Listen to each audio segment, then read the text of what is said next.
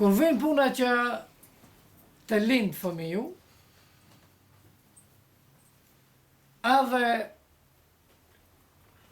kërkohet prej prindit që ai ta udhëzon në rrugë të Allahut xhaleshanu. Dikush thot, valla kot është bajo. Si fëmijut do t'ja lexojsh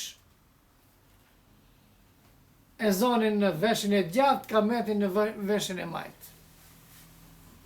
S'ka ndonjë rol kjo? Jo, ka rol. Kur ja lexon ato, i thu fëmijut, se ti i ke bo ushtrime. Nona i ka bo ushtrimet për namaz, e ka ushtru. Ajo ka ranë sejdë. Ajo e ka bo dhikër Allahu xhaleshanu. E ka përmend Allahu xhaleshanu. Edhe tash obligohet prindi që ti thot, o bir, dole në këtë botë, unë ty ta preferoj që atë rrugë që e ke ndje në barkin tim, kur je kon, atë rrugë ta vazhdojsh. Nana, për shembull, ti thot. Edhe prandaj i lezohet ezani. Ju e dini se edhe me medicinë sa ndikon që në fillim të incizohet Allahu Akbar në veshët e fëmijut.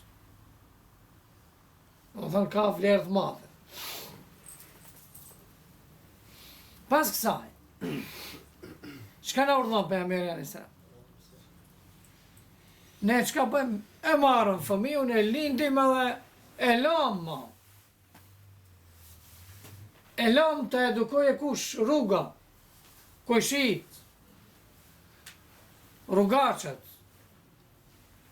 Thot pejgamberi sallallahu alaihi wasallam, jo, detyrë kije, duhet ta përcjellish.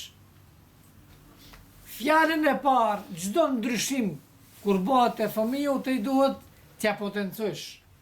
Fjalën e parë kur do ta thot, kur do t'jetë në gjendje të folje, fjalën e parë që thush thot t'ja mësojsh fjalën Allah, thote. Kjo do më thonë me parimi islam është. Ne fjalën e parë jam mësoj me dini, thotë. Shaje kjetë, shto? Këtë më përmet që kena mësoj. Shto sa merë shanë.